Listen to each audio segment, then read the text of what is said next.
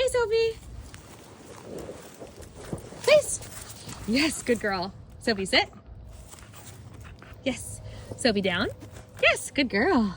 Good job. Good girl. Okay, Sophie. Break.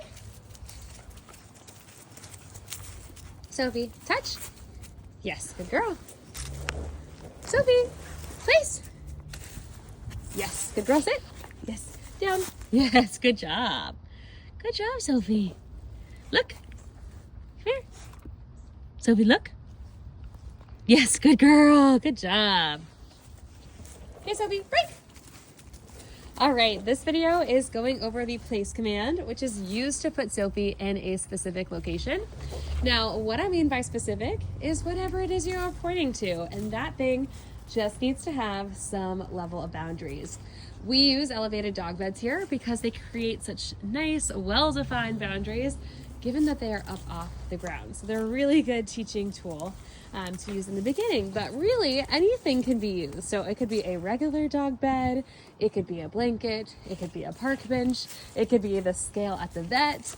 The list goes on and on. It's really meant to be a universal command. So as long as you're switching up the location of what place is, then you are good to go. And the goal behind place is to have her go to that object and stay on it until she is released using our release word, which is break.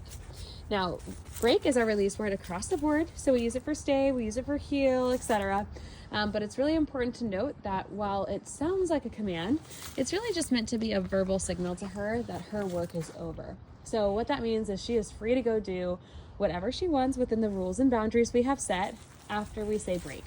So you can play with her, you can pet her, you can interact all you want, but you don't need to mark yes for break. So just keep that in mind.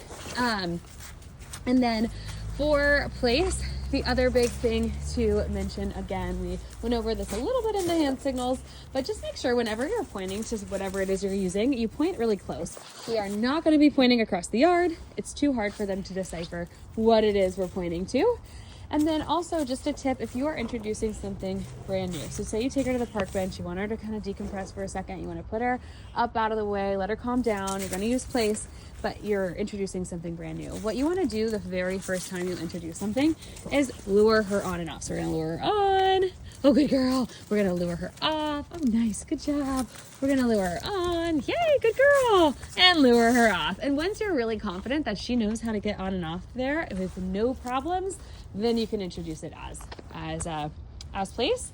And then you also may have noticed that when I was demonstrating place, I always mark yes when all four paws are on the ground, but then I'll do sit or down, and then I'll reward with kibble. So I'm not giving her a treat at this point. When we first started introducing it, just like when I was luring, she was getting a reward for going on to the elevated dog bed. But at this point, I want her seated or in a down position because I want her nice and comfy, since I want her to stay there until I release her. So that is an important note as well. Now, some real life examples of when you might want to use place. One is just if she's getting really overexcited, overly rambunctious, and sit and settle, or maybe working for a second, but she really needs to just take a breather and chill out. Place is a really good option for that because it gives her mind something to do. She's going to a specific spot, she's sitting or she's laying down, and she understands she's meant to stay there. So that can be a really, really helpful tool. Another example is when the doorbell rings.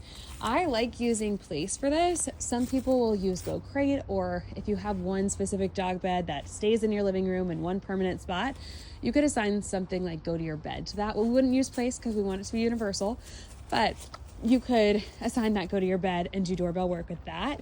But I like place because that way, if you ever travel with her, if you take her to a friend's house or to a family member's house, or you move houses, it's really nice for her to look to you. So when the doorbell rings, we will put her in place. And so that way she knows, okay, I get to sit and chill out there. I like doing this for my own dogs as well, because if I don't know who's coming to the door, I don't necessarily mind that they're barking at first, as long as it's like, okay, enough, and that's it. And then I can tell them, to settle or go to their place and relax. So that part is nice too, because there might be times where you want her by your door. There might be other times where you need her out of the way. Maybe, when someone who knows and loves her comes over, she's allowed to be by the door, but other times when it's a kid's friend or something and you want her in place, you can do it that way. So I like using place for that. The other big example I like to use is the scale at the vet. So next time you take her to the vet, my challenge to you is to bring some kibble or some treats always. We want the vet to be as exciting and positive of an experience as possible. I like to use fear-free certified vets. They're all trained to make sure that there is minimal fear and anxiety and stress as possible. But not all vets are fear-free, and there's some really wonderful vets out there that still do all that. They just don't have the certification. Totally fine. But you can also do a lot of it yourself. So always bring treats, because even at those fear-free certified practices, sometimes they've got treats in the lobby you can go grab, but it's just easier to pack your own. So pack your treats, have her sit and settle and touch in the lobby while you're waiting. And then when it's time to go get her weight, since that is usually how we start every vet appointment, what I want you to do is tell the vet tech, hey, Sophie just got back from training. She learned place. Can we practice place on the scale? It'll help you get a more accurate weight. And then the very first time you take her there, you're just going to do the luring and just say, hey, I'm going to lure her on and off first, just to show her first. And we're just going to show her how to get on and off the scale. The vet tech should totally understand. It's going to take just a couple extra seconds. And once she's got it, you'll say place. And then you'll tell her sit. And then down if you want, if the scale's big enough. If not, just have her seated.